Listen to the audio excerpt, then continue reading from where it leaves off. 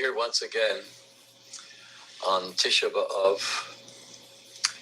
This year, Tisha B'Av falls on a Shabbos, so the fast is postponed until today, Sunday.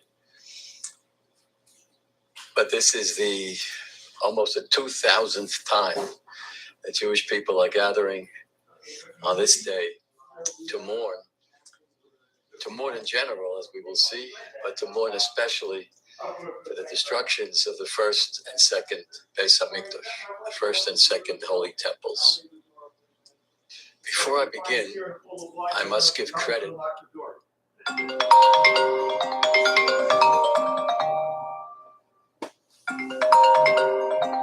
Yeah, you look pretty good. The various individuals who have helped with this program. I want to begin by thanking the leadership of the Orthodox Union, Moshe Bain, the president, Rabbi Moshe Hauer, the executive vice president, and Rabbi Dr. Joshua Joseph, executive vice president and chief executive officer. I want also to thank the videographer, Mr. Alex Cook, and his able assistants. I want to thank my assistant, Yocheved Goldberg. Yocheved has prepared a booklet which will be on the website, and that booklet will allow you to follow some of the texts that I'll be sharing with you, and will also allow you to follow the flow of the entire presentation.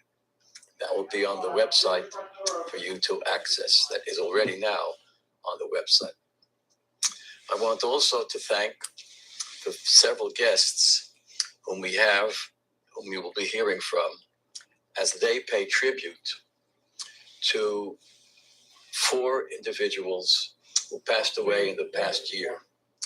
We will hear from Rabbi Moshe Shwed, who will pay tribute to Rabbi Chaim Kanievsky. We'll hear from Rabbi Moshe Hauer, who will pay tribute to Rabbi Uri Zohar. We will hear from Rabbi Menachem Genak, who will pay tribute to Rabbi Simcha HaKohen Cook, the Rav of Rehovot. And we will hear from Rabbi Hillel Tendler, who will be eulogizing his father, Rabbi Moshe Tendler. I want to especially thank once again the individuals who have sponsored this presentation and the other Tisha B'Av presentation that you can access today. So it is dedicated by Richard and Deborah Parkov in memory of Richard's parents, Avraham ben Yitzchak HaKohen, Olav HaShalom, and Rachel Bluma Bas Yehoshua, Aleha HaShalom. Let's plunge in to the topic of today. I've entitled this entire program, Shekula Misas Tzadikim Kisreifas Beis Elokeinu. This is a passage from the Gemara, from the Talmud, Maseches Rosh Hashanah, Daf Yud Ches Amud Beis, 18b. And that passage says that the death of the righteous is equivalent, shekula, it is equivalent on a scale to the burning down of the Beis Hamikdash, of the temple.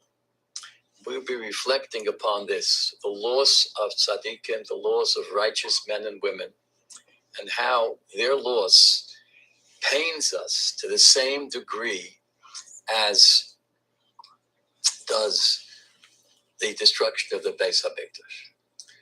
And we will survey a wide variety of individuals whose death, whose passing, and in some cases, whose murder is equivalent, emotionally at least, to the destruction of the temple itself.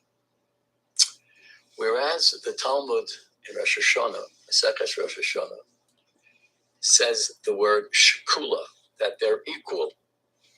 There's a passage in the Medrash, Eicha Rabbah, which is appropriate to study on Tisha B'Av, the Medrash which comments on the Sefer Lamentations, the Sefer of Eicha. And it's a story. It's a story about 2 Amoraim, whose names we're very familiar with, Rabbi Yochanan and Reish Lakish. Rabbi Yochanan, the great master who lived in Eretz Yisrael, in Tiberias, and his star pupil, his main disciple, Reish Lakish, Rabbi Shimon ben Lakish. The story reads as follows. It's to be found in, and you'll see this reference in the booklet, the exact source. It reads as follows. Kademech Rabbi Yossi mimalchaya. When a man named Rabbi Yossi of a place called Malchaya, not a famous person in Talmudic literature, he's mentioned here and there, but he passed away. When he passed away, Salik Rabbi Yochanan v'Reish Lakish legemilus chasta. Rabbi Yochanan and Reish Lakish, two great rabbis, went up. Presumably, the funeral was somewhere higher than Tiberia. Tiberia is kind of low down by the Kinneret, by the Sea of Galilee. And they went up the hill to attend the funeral. Usalik imhon Rabbi Yitzchak Pisoka. And another student, another disciple named Rabbi Yitzchak Pisoka. Then he went along with the two great masters, Rabbi Yochanan and Reish Lakish. V'habatamon, along with them, was an old man, not even named, Chad Sov, an old man. When they came to the funeral site, when they came to the grave site, this old man wanted to stand up at the pulpit and say a few words. Boy Lemeya, this old man wanted to stand up, umiftach aloi, and to open up with a eulogy of some sort in honor of the deceased Rabbi Yossi of Malchaya. But below Shavkune, they wouldn't permit him to go up. The audience, the crowd, wouldn't permit it. He's an anonymous old man. And here we have these two great masters, Rabbi Yochanan and Reish Lakish. It's not appropriate for this ordinary old man to come and speak. Omalei Rabbi Yitzchak Pisoka. Rabbi Yitzchak Pisoka, one of the disciples, said, Kodom Elaine Ayuvosa Doraisa at Pesach Pumech. You're going to open your mouth and speak in the presence of these two lions of Torah. Ayuvosa Doraisa, lions of Torah. So Rabbi Yochanan, who was a sign of true greatness, said, no, let him speak. It's okay. We don't have to speak. We give our mochel, our kavod, and let him speak. He's an old man. Amalu Rabbi Yochanan said, Shavkune, Tuhu Gavar Sav. Let him speak. After all, he's an old man, older than us. Yeyol v'yishtabach v'yasrei. Let him go and speak from where he's standing. It's a crowd standing at the funeral, around the grave site. Let him speak. He stood up, ufasach, and he spoke. He began as follows. He said, Matzinu shesilukon shel tzadikim. We find biblical texts in various psukim that the passing, the demise of tzadikim, kosher lifnei HaKadosh Baruch Hu, weighs so heavy, kaviyachol, on the heart of HaKadosh Baruch Hu, of the Ribono Shel Olam, of God Himself. Yoser mimea tochechos choseshtayim shebemishna Torah. All of the 98 strong reproofs that exist in the Tochecha and the Chumash are not as bad in the eyes of God as Silukon Shel Tzadikim, as the demise of the righteous. Umi Churban Beis HaMikdash. And even the death of Tzadikim is even more painful to God Himself than the destruction of the Beis HaMikdash. And he brings proof to this. He says, B'sochechos, in Parshas Kisovo, it says, V'hiflo Hashem es makosecha. God will punish you with punishments which will be hifli, pele, wondrous, in a negative sense, astonishing, shocking. But notice, it only says that word hifli, pele, once, shocking, once shocking. B'churban Beis Hamikdash, by the death of the temple in Megillas Eicha, which we read last night, it's written Vatered Piloim. And at the destruction of the Beis Hamikdash, we had two astonishing, wondrous, shocking events. Two Piloim.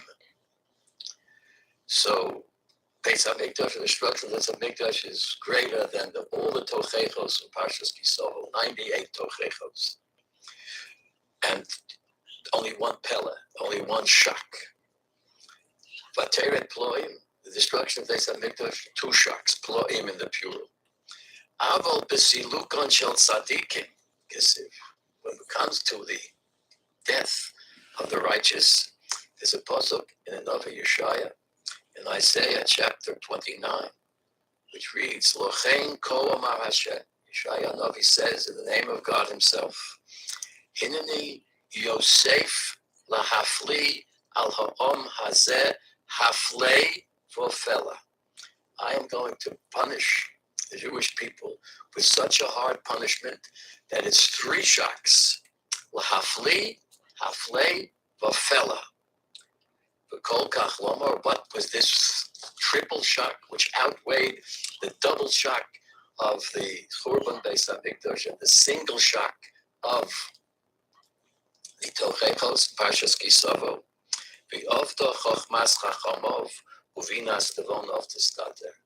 When the Jewish people loses a great chacham, a great Talmud chacham, a great sage, a great navon, a wise and understanding leader, when he passes away, that's triple shock, more than the shock of the destruction of the temple. That's the theme that we'll pursue today.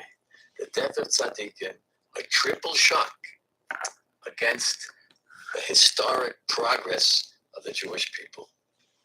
When did it all begin? The whole idea of a Tisha B'Av. When exactly did it all begin? There's a fascinating Gemara, Maseches Tainis, which is worth quoting.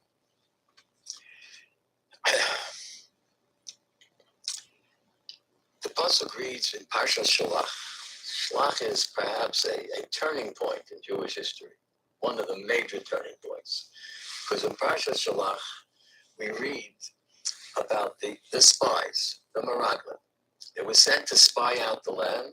They spied it out. They came back with a report. The land is beautiful, but it's inhabited by very mighty men, by giants who live in fortified cities. We cannot possibly conquer them. That itself was a betrayal, and the Jews were punished for that betrayal. But the betrayal was only by 10 men, 10 spies. Yoshua, Kalev were not part of that scheme. However, the reaction of the people was really the sore point. Pasuk reads, when the people heard this report, mighty men, soldiers, fortified cities, tanks, airplanes, jet planes, attack planes, bombs. Vatisa kol ha'eda, vayitlu es kolo. The entire congregation, the entire people without exception, raised their voices. Vayivku ha'om b'laylo hahu. And the whole the entire nation cried that night. The Gemara says in Maseches Tainis, Omar Rabba, Omar Rabbi Yochanan. Rabba said in the name of Rabbi Yochanan, who we just met in the previous Medrash Eicha, Oso Hayom. What does it mean when the Torah says they cried that night? What's that night? That night was Tisha B'Av. That night was on the 9th day of Av. Omar Lahem HaKadosh Baruch Hu. And the Holy One, blessed be He, said, Atem b'chisem b'chiyah shel chinon. You are crying for naught. You're crying a b'chiyah shel chinon, a cry in vain. There's no reason to cry because the enemy is strong. And therefore, God says, I will make this night of Tisha B'Av b'chiyah l'doros, a night of crying for generations to come. So we, generations after that night of Tisha B'Av so many years ago, 3,000 years ago in the desert, when there was a Bechiyah Shel Chinam, we cry a Bechiyah L'Doros, a cry for all generations. That's the background for today. It's based by a Bechiyah Shel Chinam, the lack of courage and faith in the face of a difficult challenge of a hostile enemy and a powerful enemy results in Bechiyah L'Doros. Now, I'm going to switch gears to a different time in history entirely. Until now, we've been looking as far back as the Midbar, as the desert, long, long ago in the time of Moshe Rabbeinu. We moved ahead a little bit in history to the time of Rabbi Yochanan and Reish Lakish, approximately the year 300 AD. Now I'm going to move much more closer to our own time. I'm going to move with you to the Warsaw Ghetto. As you know, during the Holocaust, the very initial phases after Hitler and his hordes penetrated into Poland, really were victorious in a blitzkrieg in a matter of days. They occupied the major city of Poland, Warsaw. And Warsaw was about 30% of the population of Warsaw then were Jewish people. And in 1940, they set up a ghetto for the Jewish people, a Warsaw ghetto. And there were Jews in the ghetto until 1943, when the ghetto was entirely destroyed. There was revolt. The Jewish people, those who were left, rebelled. And after that rebellion, the Nazis just destroyed the entire ghetto and destroyed other parts of the city as well. In the Warsaw ghetto, there was a man whom you may have heard of. His name was Rabbi Klonimus Kalman Shapira. And he was a Hasidic rabbi in a small town in Poland called Piatzezna. And therefore he's known as Admor Piatzezna, the Rebbe of Piatzezna. In the Warsaw ghetto, in the worst of times, as you walked in the street, to the wrong side of the street, you could be killed immediately. Famine, plague, disease were rampant. But he managed to maintain his sacred spirituality. And he spoke to a small group of people weekly. Every week on Shabbos, they would somehow get together, and he would speak to them. And in the Shabbos of Parshas Shalach, he repeated a speech which we would have lost forever. Very few survivors of the Warsaw Ghetto. He himself did not survive the Holocaust. But what he did before he left the ghetto, he took his notes from all these short talks that he gave in the 2.5 years that he was in the ghetto and put them into a canister, like a milk can, sealed it tightly, and buried it in the hope that after this hell would be over, somebody would discover this canister, open it up and see inside a note. The note was written in Polish and Yiddish. Whoever finds this, please send it. It's my writings, the writings of my talks during these past couple of years. Send it to my brother who lives then in Palestine, in Eretz Yisrael in Israel. Someone did discover that canister and did send it to the brother in Israel who published it. And therefore we have this work, which I hold in my hands now, Eish Kodesh. That's not the name that he gave it, but it's a very appropriate name, a holy fire. On the Shabbos of Parshas Shalach, 1940, he wrote as follows. We just read, he says, that the Jewish people cried. Why did they cry? Because they were confronted with a challenge, an enemy, a powerful enemy, fortified cities. Well, isn't that logical? Why were they punished for crying? Wouldn't you cry if suddenly you were unarmed and you faced a powerful enemy? Let's look at us, he said. We're in the Warsaw Ghetto. We're totally unarmed. We're weak from hunger. And we're desperate. We're in terrible shock and mourning because our close ones have been killed on a daily basis the past many months. So of course we cry. Why are the people held to account for crying when they came back, the spies came back with a report that was so discouraging? So he answers,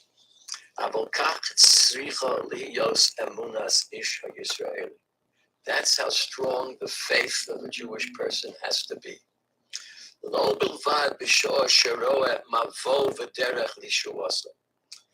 to have faith in a situation where you have some hope, some approach, some plan of resistance, of fighting back and surviving.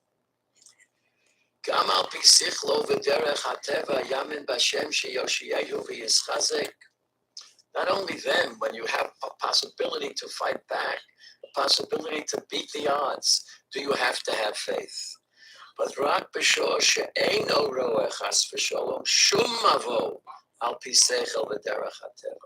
even if you can find no approach, no mavo, no exit, no natural exit, no rational exit, the Yeshua so for salvation. Even then, Ya'amin b'Hashem sheyoshiyehu, to believe that God will redeem you.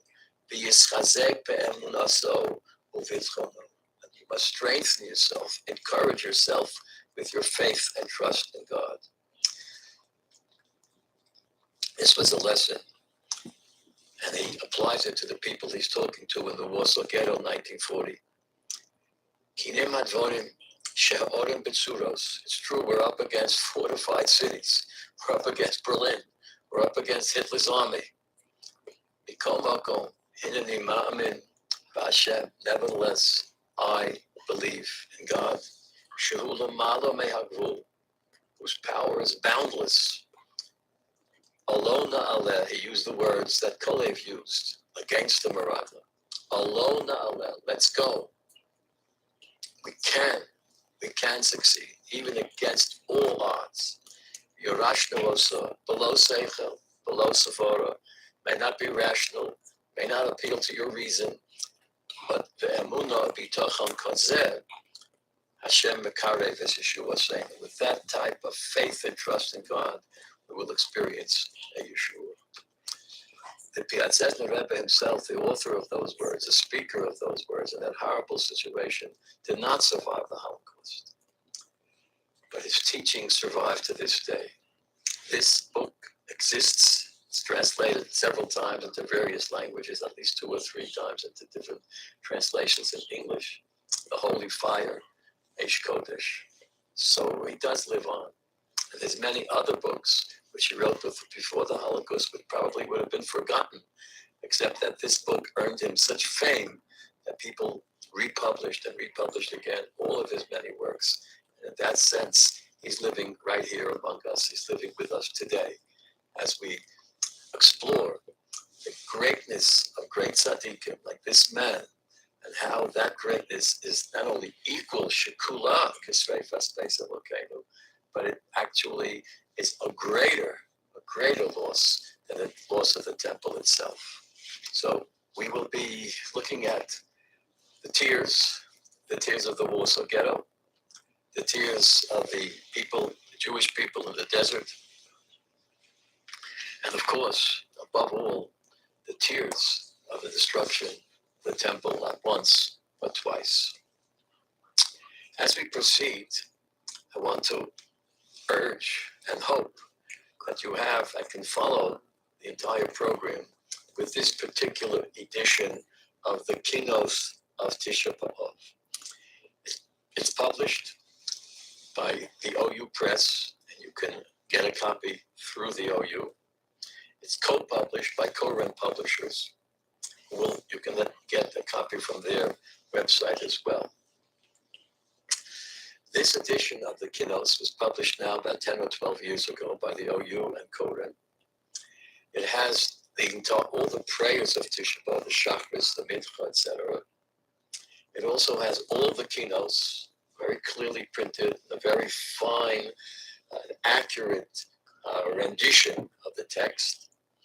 It has the translation into English, which the translator was myself. I was given the task rather daunting task to translate the entire work into English.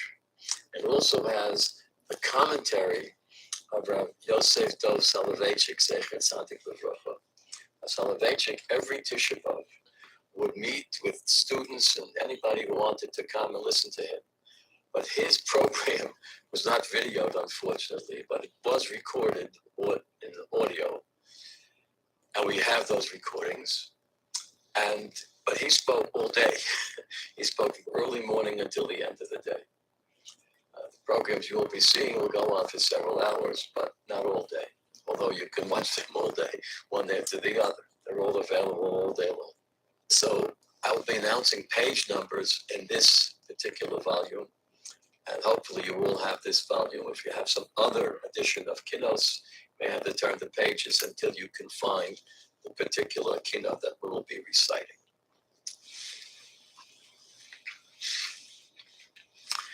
So let's proceed. As our first Kino number 11, Kino Yud Aleph, which is to be found in this edition on page 289. And it begins, Vayekonein Yirmiyahu al Yoshio.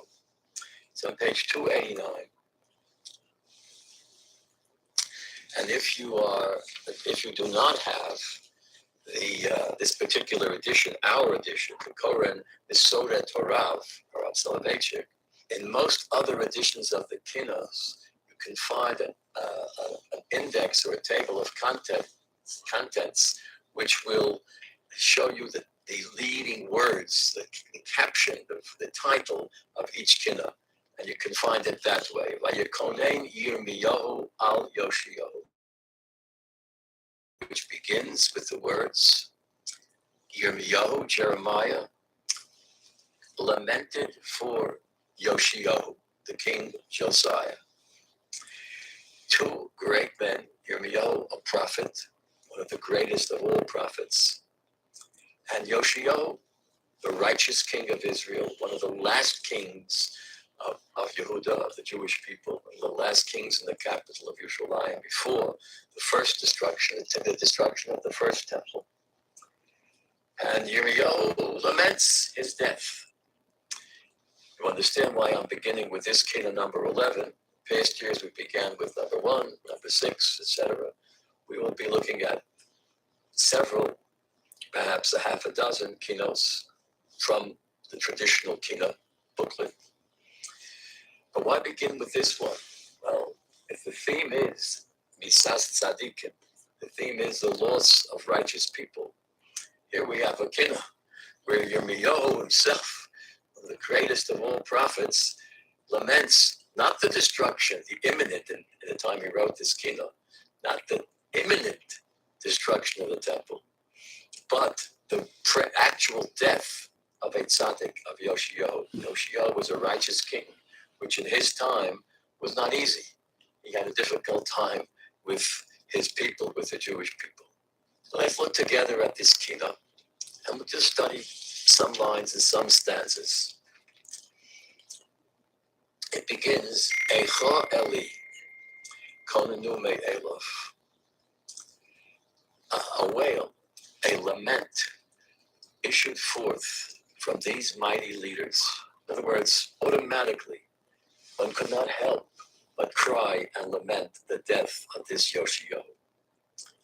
Ben Shimone Shono Heichel Lidrosh Me'elov. When Yirmiyahu eulogizes Yoshio, he goes back to Yoshio's earliest years when he was nearly 8 years old. At the age of 8, he began to search for God on his own. Heichel Lidrosh Me'elov. On his own. He had no teacher. We don't know about his teachers. He was surrounded by a troublesome group of Jews who were not necessarily believers. But he began at age 8, precociously, Lidrosh Me'elov, to seek God. B'nei Avram chanu alav, v'lo huskar lo sigui mifalav. The king of Egypt, the son of Chum, Mitzrayim is the son of Chum, passed through the land of Israel. Paro Necho a great pharaoh at the time of Yoshiyahu, wanted to pass through the land of Eretz Yisrael on his way to conquer Bavel. These were two great powers at that time, Babylon and Egypt. The land of Israel is between the two, and the king of Egypt and his armies wanted to pass through the land of Israel and proceed to Bavel. Yoshiyahu did not want to allow that. He treasured the autonomy of his nation and didn't want some foreign army passing through, even though they were passing through on the way to attack their own enemy, the enemy of Egypt, Babylon, but also, as we know, the enemy of the Jewish people.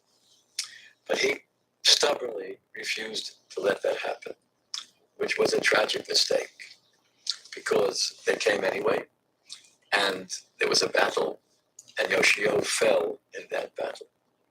So he had this 8-year-old boy searching for God, who was so committed to the sovereignty and the security of the land of Israel that he refused to let an enemy even pass through. And in the process, to say the least, we are disappointed by his death. And the merit of his many good deeds was to no avail. So we have the story of many tzaddikim, many righteous people throughout the ages, accomplished many great things in their lives, and made one tragic mistake, and that led to their downfall. That's an especially poignant tragedy. To have a man, a righteous man, a heroic man, a courageous man, Yoshio, a great leader, and a tough general, a military figure who had faith in the ability of his people to defend against enemies on both sides. But he made that tragic mistake. That will be a theme that we'll see again and again today. Great people, no question that they're great. They make sometimes a tragic mistake that leads to their downfall. It continues. Gam b'chol hamalochim asher komu ligdor. Among all the kings of Israel who sought to mend the breach being the breach of idolatry, lo kam kamohu, none surpassed him. Mi'emos Avigdor, from the time of Avigdor. Who was Avigdor? It's not an uncommon name these days. People are named Avigdor. But Avigdor was one of the names of Moses, one of the names of Moshe Rabbeinu. So Yirmiyahu was saying in this kinnah, of course, was written by Eliezer HaKalir, not by Yirmiyahu, but it's a paraphrase of what the poet imagines Yirmiyahu would have said. And he would have said, of all the kings who went against idolatry, lo kam kamo mimos Avigdor. Between Moshe and Yoshio, hundreds and hundreds of years, there were none as strong and as effective as he in eradicating idolatry. But what was the problem? Davak bo avon leitzonei hador. The sin of his hypocritical generation stuck to him. Davak bo. He's a leader, and sometimes a leader is frustrated by his followers. His followers are hypocritical. They promise their allegiance to him, and they don't follow through. And they hide their hostility toward him. That was the source of his downfall. He couldn't help that. Dovak bo avon leitzonei hador. The sin of the hypocritical generation stuck to him. Hasher achar hadeles kamu listor. They concealed idolatrous images on the interior of their doors. In other words, behind closed doors, they worshipped idols. Yoshio didn't know that at all. It was behind their closed doors. But in public, they were against idols and they supported him. They betrayed him. Another common theme among leaders of all nations and all peoples throughout all of history. The leader is authentic, the leader is committed, but he's sometimes led astray by his followers. And so too, the rest of the keynote. Since this keynote, this entire program today is being pre-recorded that was pre-recorded several weeks ago, we will not be reciting each and every paragraph of the Kina, but rather, in a moment, we will pause. When we pause, you can recite the Kina to yourselves. You have the translation in front of you. And when you're ready, let's turn it back on as we proceed to the next Kina. But before we pause, one final point. We know from reading Tanakh that Yirmiyahu indeed did recite a Kina. He did recite a Kina. But this Kina is lost, it would seem. Look in the book of Jeremiah, the book of Yirmiyahu. You'll find a report about the fact that Yirmiyahu lamented Yoshiyahu's death. But you won't find the text of Yirmiyahu's Kina. But Chazal tell us that we do have this text. Because if you look, in last night we read together the book of Eicha, the book of Lamentations.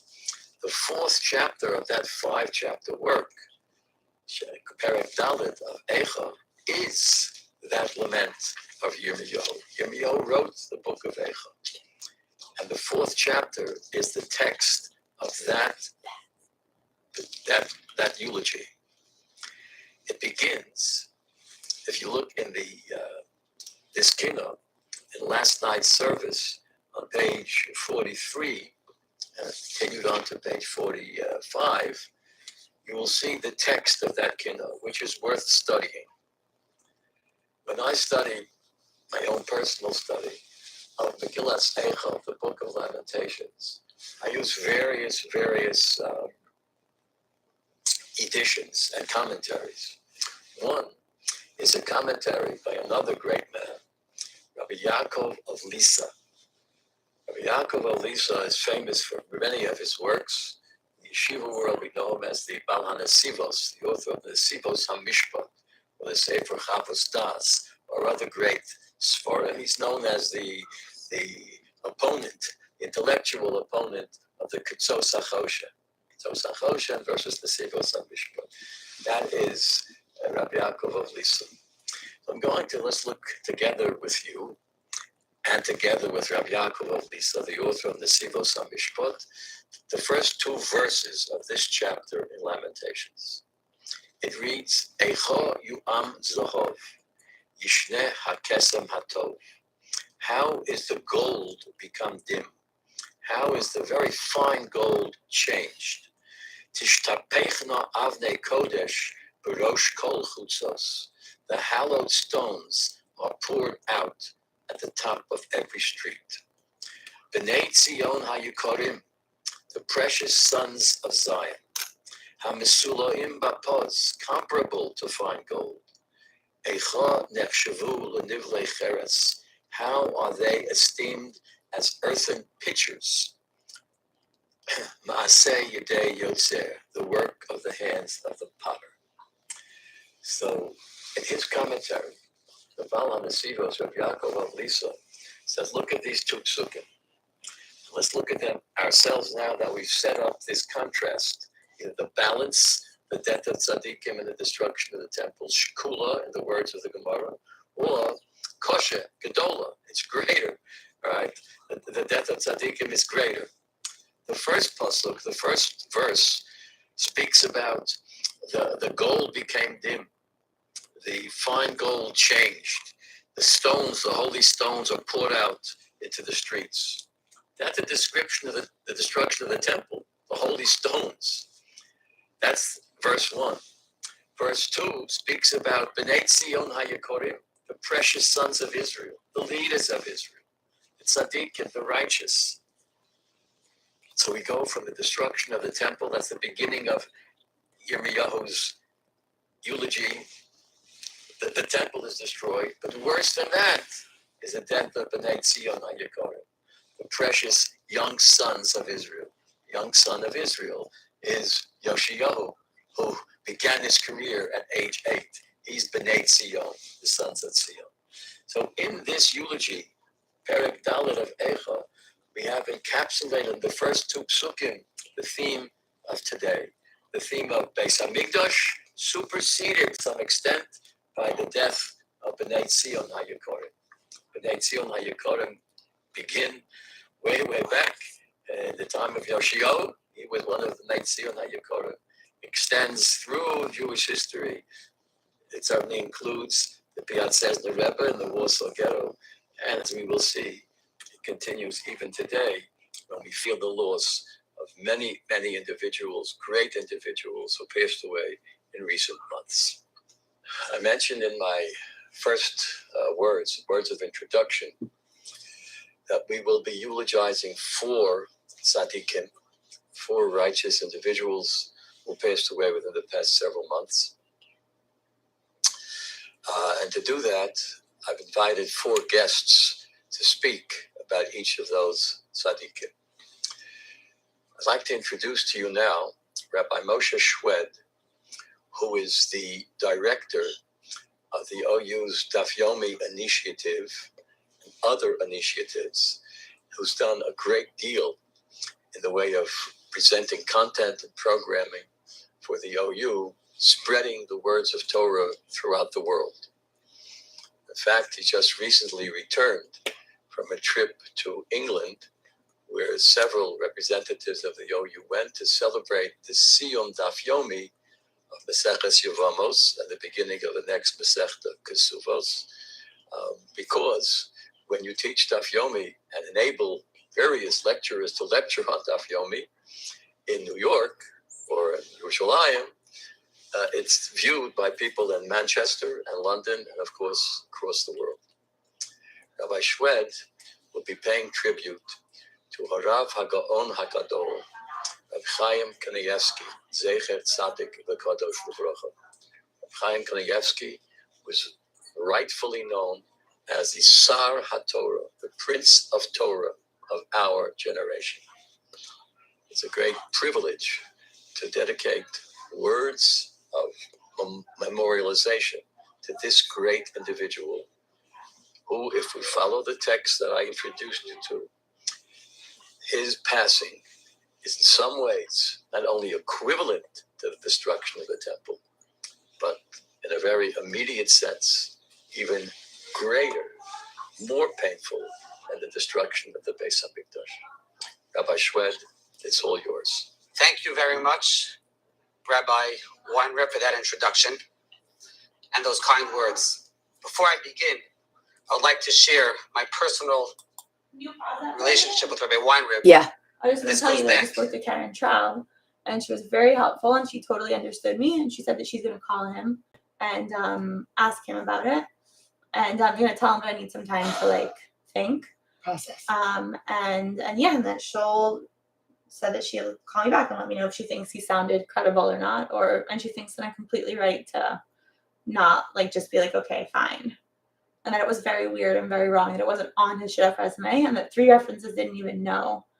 I said orange flag. She said, no, that's a red flag. So just in case you wonder why I get so frustrated with you, it's because you drop the ball when it comes to dating. I've been doing this for 15 years and you still are doing this. Okay. I will try to be better. But you knew and you didn't tell me. I did not know. You didn't know he had a kid? No. So why did you say you knew? Because after I got your text, I called back some of the things, and you didn't know that before. and Rivka Meiselman said, yes, I never had a chance to talk to him about it because. Yeah, well. Okay, I'm glad that you didn't know before. No, chas v'shalom.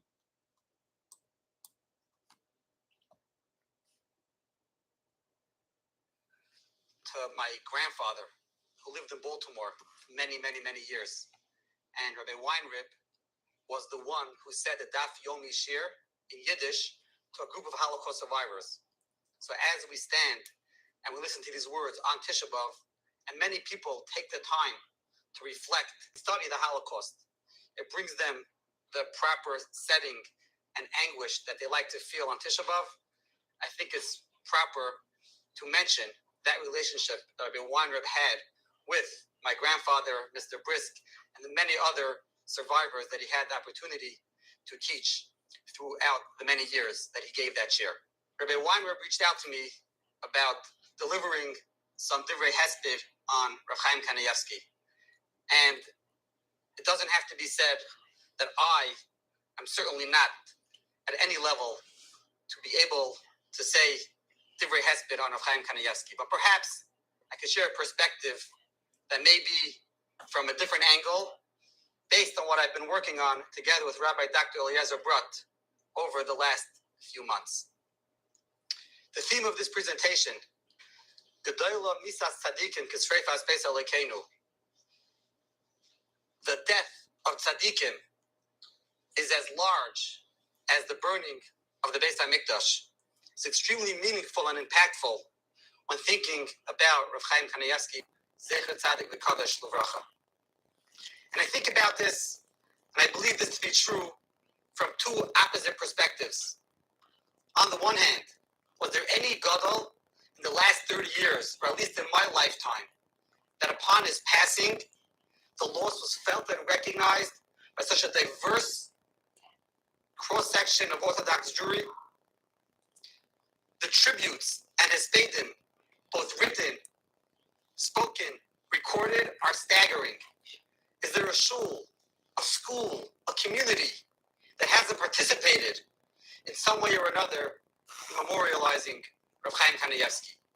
People were awed, people felt connected to Rav Chaim Kanievsky in many different ways. Whether it was through his hasmada, whether it was through the chesed that he did, whether it was through the, so to speak, nisim or maisim, the miracles, the stories that were told about Rav Chaim, people all felt a certain connection, and he was memorialized and eulogized throughout Orthodox Jewry. And that's Kisreifas Beis Elokeinu. That gives us an appreciation for the gravity of the loss of a tremendous tzaddik and what we're missing in the Beis HaMikdash. That's on the one hand.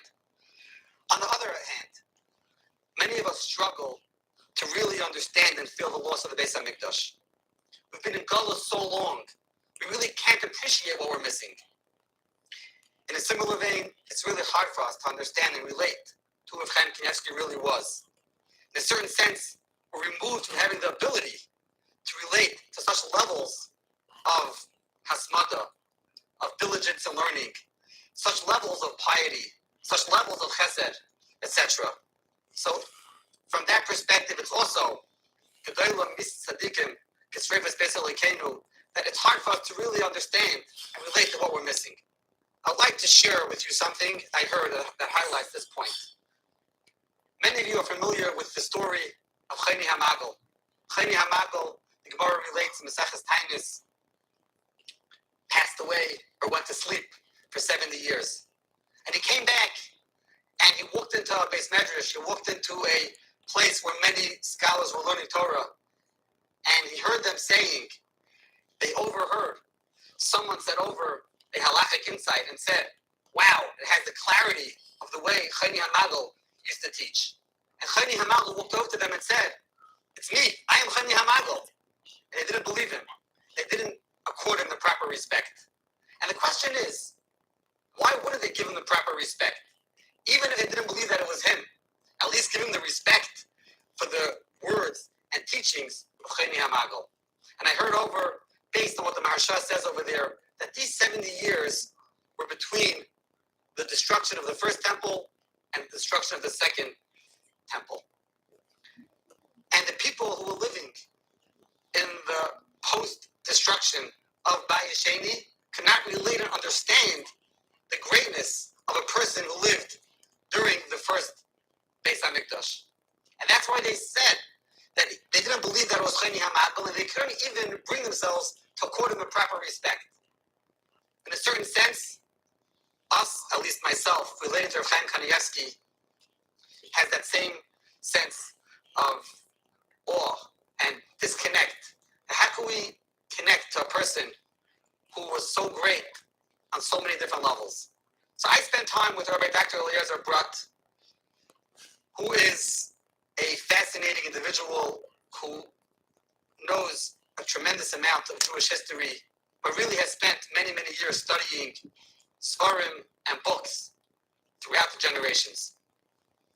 And we've done, at this point, 10 episodes on the works and books of Rav Chaim Kanievsky. I would like to share with you some of what we've been talking about, and this may give you an appreciation from a different perspective and more of a way to relate to who Rav Chaim was by focusing on the works and the books that he produced. Rav Chaim had knowledge of the full gamut of Jewish literature, including exotic midrashim and new manuscripts that were constantly being discovered.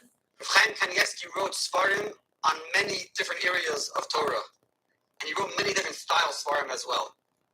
Just to mention a few very briefly, a sefer he wrote on the Rambam that was called Kiryas Melech. What was the sefer Kiryas Melech? Many of you are familiar with the Rambam's work, the Yana Chazaka, which essentially takes Shas, Tapu Babli, and brings out the halachas that are relevant for a person. This was written in the times of the Rambam. Since then, many, many works have been written on the Rambam. But throughout the generations, many people, many Torah scholars, have spent a lot of time trying to figure out where the Rambam got everything that he wrote. Some things are easier, some things are harder or more difficult. Rav Chaim Kanievsky uses Bavli, Yerushalmi, manuscripts, Tosefta, Zohar, all kinds of Svarim. He takes his knowledge and breadth of the full gamut of Kol Torah Kula and literally writes a sefer with thousands upon thousands of sources for the Rambam. One sefer. Another style sefer called Nachal Esan. Nachal Esan focuses on Egla Arufa. Egla Arufa is a parsha in the Torah about a decapitated calf that is used as penitence for an unsolved murder. He goes through all the different subjects in many chapters, both from a halachic standpoint and analyzing the relevant sugya, the relevant subject matter. This is an enormous work, and this was done when Rav Chaim was still in his youth. Something extremely obscure is a sefer called Paschegen Haksav. This is a sefer dedicated to the laws of tattoos. This is analyzed from various perspectives. Who can't do it? What can't be done? What is a tattoo that the Torah says is forbidden to be drawn? And one may think, is this relevant at all to our times? So there are many Kiruv Rabbanim who are involved with people who have tattoos and discuss these issues with them, but from a medical perspective as well. Rabbi J. David Bleich, in his contemporary articles on medical halacha, discusses the relevance of tattoos to medicine. And he quotes Rav Chaim Kanievsky. He's discussing there are times when a person may need to have radiation treatment and it has to be laser focused. They may use some kind of inking, which could be a question of tattooing. So it's really relevant in the modern times as well. Another sefer, and this perhaps may be the magnus opus of Rav Chaim Kanievsky, is called Derech Emunah. In fact, on the tombstone that's placed upon his grave, he's called the Baal Derech Emunah, the one who wrote the Derech Emunah. And this is, I believe, 5-volume work on the laws of Zrayim, which literally means plants. Many of you are familiar with the Mishnah Brura, which is a compendium written by the Chavetz Chaim of the daily laws of life. Rav Chaim Kanievsky used that as a model to write about the laws of Zrayim, with very much a focus on the laws of the mitzvot atuliyos ba'aretz, the laws that are relevant to the land of Israel. He covers Trumos, Maasros, Shemitah, and all the subjects the Rambam covers in his work on Zrayim.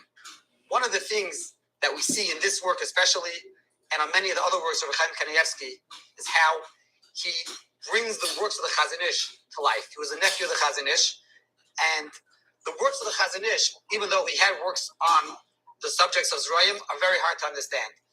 You must be a Torah scholar involved in the subjects, and it's very hard to bring out what's relevant to the halacha. Chaim Kanievsky, in many of his works, brings out those relevant details of the Chazon Ish. One more sefer I'd like to discuss before I conclude is a small kuntris that he wrote called Sefer HaZikaron, all about memory. And this sefer discusses different foods that a person should either avoid or eat if he wants to have better memory for learning Torah.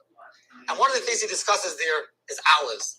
Many people have heard about a custom about eating olives. Could they? Should they? How should they eat them? And Chaim concludes over there without getting into his back and forth. You should only eat olives once every 30 days. And what's fascinating to me is that someone like Chaim Kanievsky, who we know, there are so many stories, the only thing he thought about was Torah. They say they had to remind him what he ate in order to know what bracha he should make when he finishes eating. But something which was directly Torah related, he would be able to keep a cheshbon. He knows that he ate olives 30 days ago, and now it's time to eat olives again. To me, that was something which was fascinating to see where a person puts his mind. One more story related to the olives, and this brings out the respect that other Gedolim, Torah giants had for Chaim Kanievsky. It's brought that Shlomo Zalman Auerbach, who was the leading Pesach in his time in Eretz Yisrael throughout the world, as soon as he saw this sefer printed, and it said there about eating olives, he sent a letter to Chaim Kanievsky and said, I can no longer eat olives for breakfast. He himself had the custom before that to use some olive oil together while eating the olives, and that's a discussion of whether that somehow allows us to eat the olives. And Shlomo Zalman Auerbach always did that. And in fact, he would tell others that he could do that as well. But he had such tremendous respect for Reb Chaim that when he saw this printed, he stopped eating the olives.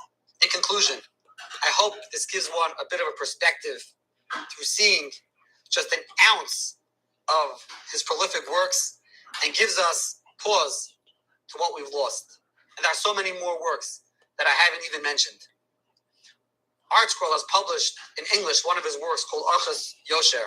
This is another incredible work with, I believe, around 30 essays, which focuses on midos and topics in Avodas Hashem.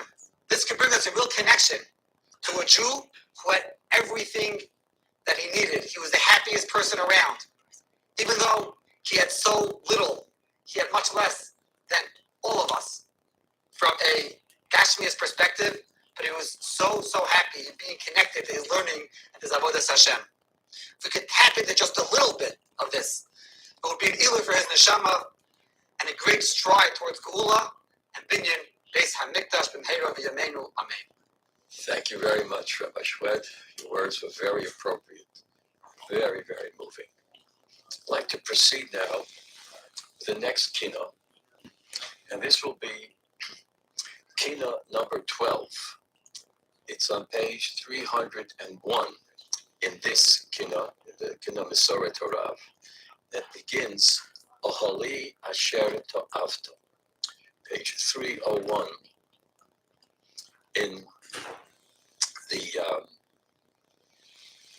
the kinos that I have in front of me. Here we will turn for a moment away from the lamentations of tzaddikim, of great men, and instead we will focus on the central theme of the day, the destruction of the Beis HaMikdash, the destruction of the Holy Temple. Ohali Asher To'avta Ad Lo V'Reishis. It's a very short keynote, and it's written also by Hakalir, Elazar Hakalir, the great poet who wrote close to half of the keynotes that we say.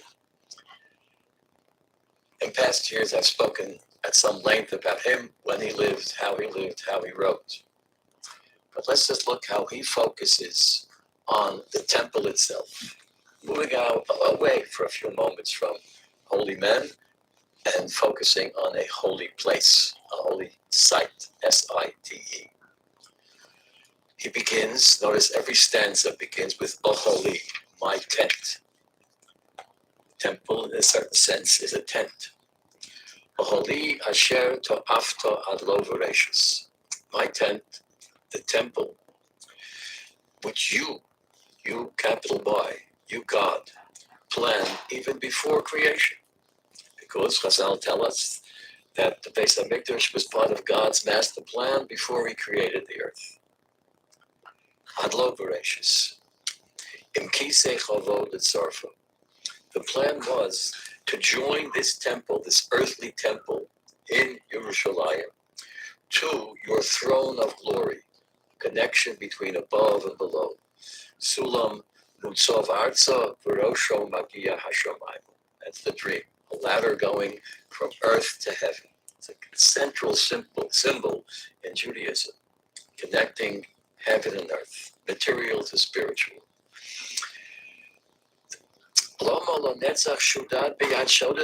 Why is it forever plundered by pirates? Why have you, God, become like a shepherd in a mourner's veil? You're storming, you're protesting. What have I here now? This is not only about the temple, it's the Jew railing against God. God, you had a plan with this temple. Yes, we may not have deserved it, but you planned it. And now you're without it. This connection between heaven and earth is broken. That doesn't only affect us, it also affects you. Your connection to us is broken. So you're saying, in the words of Yeshaya, Malifo, what am I doing here? And he continues,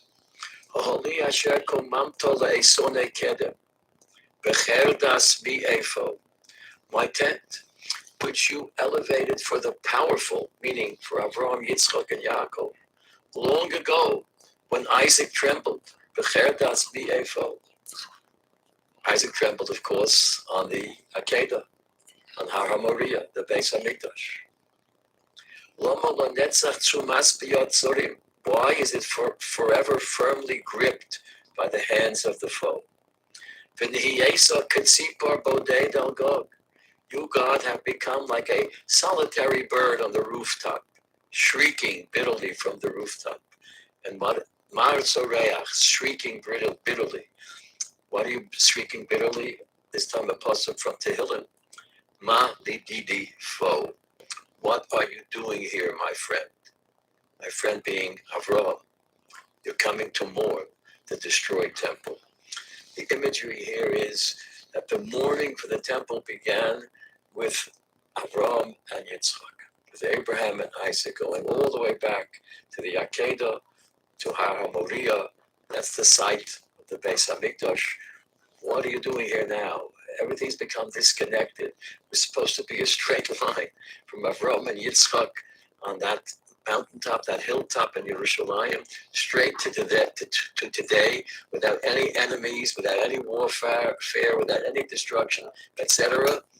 Mali didi fo, what's happened now? Oli asher patz tolamano letzir. My tent, regarding which you exclaimed to the envoy, Tzir, the envoy here is of course Moshe Rabbeinu was our envoy, so to speak, our ambassador to God.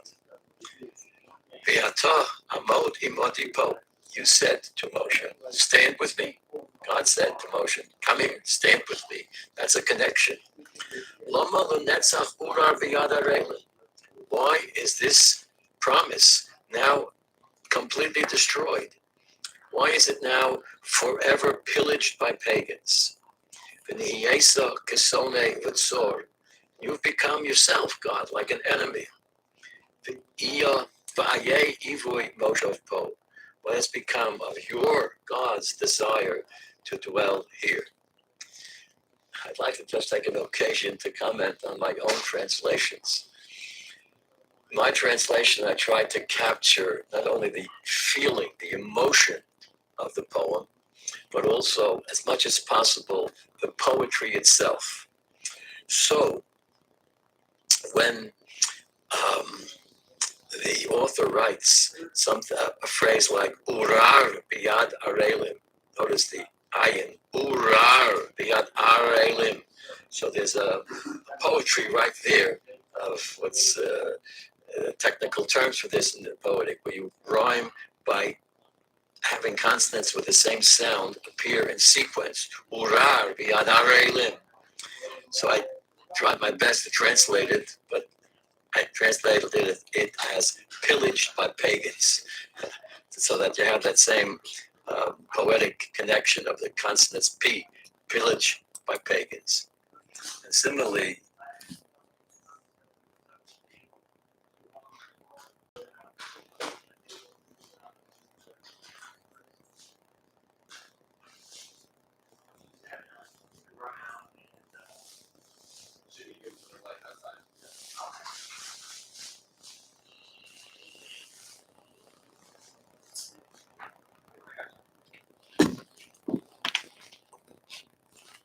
Hi. Did somebody come here from Hello Tech? Hi. Did you see a tech guy here from Xfinity or anything? I thought you were gonna. Oh, I'm so sorry. I have not seen one. I do know there's some people working in the bathroom. That's all I've seen. So Right. Thank you so much. I'm just like recording because I'm very behind. But if you see anybody like that, tell them to interrupt me. all right. All right. All right. Thank you so much.